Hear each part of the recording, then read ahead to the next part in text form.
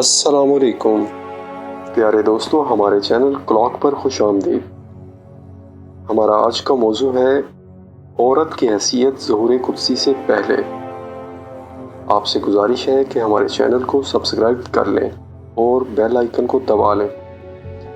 تو ہم چلتے ہیں اپنے آج کے موضوع کی طرف۔ اس دنیا کی اکثر اقوام نے عورت کی صحیح طور پر قدر و منزلت نہیں پہچانی، اور اکثر مذاہب نے اس کی حیثیت اور اہمیت کو کچھ بھی نہیں سمجھا۔ عالم کا ذرہ ذرہ اور انسانی آبادی کا چپا چپا ہمیشہ اس کے خون کا پیاسا، اس کی عزت کے در پہ اور اس کی ذلت کا خواہاں رہا ہے۔ اللہ کی وسیع کائنات میں مظلوم ترین مخلوق بنت آدم ہے، جسے جنس لطیف اور صنف نازک جیسے دل نواز ناموں سے موسوم کیا جاتا ہے۔ ہر زمانے اور ہر دور میں سوائے بعد از اسلام کے ابتدائی چند صدیوں کے بنت آدم جنس مظلوم اور ستم رسیدہ بنی رہی۔ دنیا کے ہر حصے میں وہ مقہور و مظلوم دکھائی دیتی ہے۔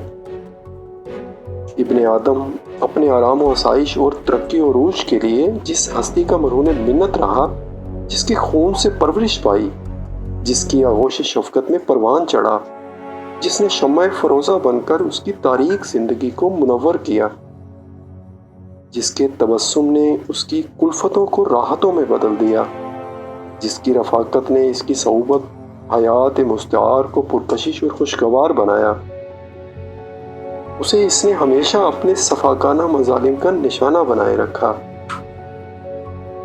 آثار و قرائن اور تاریخ جہاں تک ہماری رہنمائی کرتی ہے، اس نتیجے تک پہنچتے ہیں کہ عورت کی یہ حیثیت غیر مہذب اور ناشائستہ ممالک تک ہی محدود نہ تھی، بلکہ وہ ممالک جو اپنی ترقی میں اوج ثریا تک پہنچ چکے تھے، وہ بھی اس جابرانہ سلوک سے مبرہ نہ تھے۔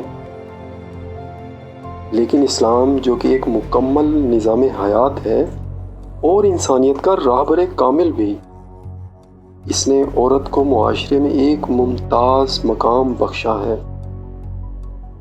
قبل ازیں کہ ہم اسلامی نقطہ نظر کو پیش کریں، اسلام سے پہلے عورت کی حیثیت پر ایک سرسری نگاہ ڈال لینی چاہیے، تاکہ یہ واضح ہو جائے کہ خالق کی اس محبوب اور حسین شاہکار کی اقتداء عالم اور مختلف مذاہب میں کیا حیثیت تھی، اور اسلام نے اسے کیا مقام فضیلت بخشا۔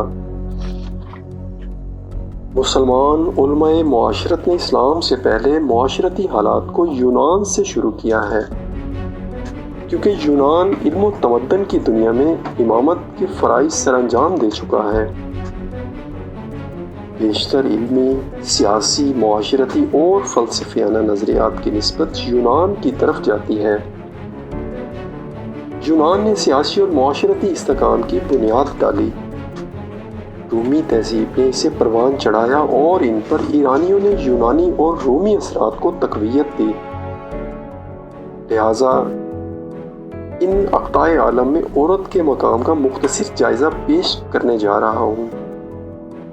انسانی تمدن کی تاریخ گواہ ہے کہ قبل از اسلام عورت کو انتہائی پست اور ذلیل مخلوق سمجھا جاتا تھا۔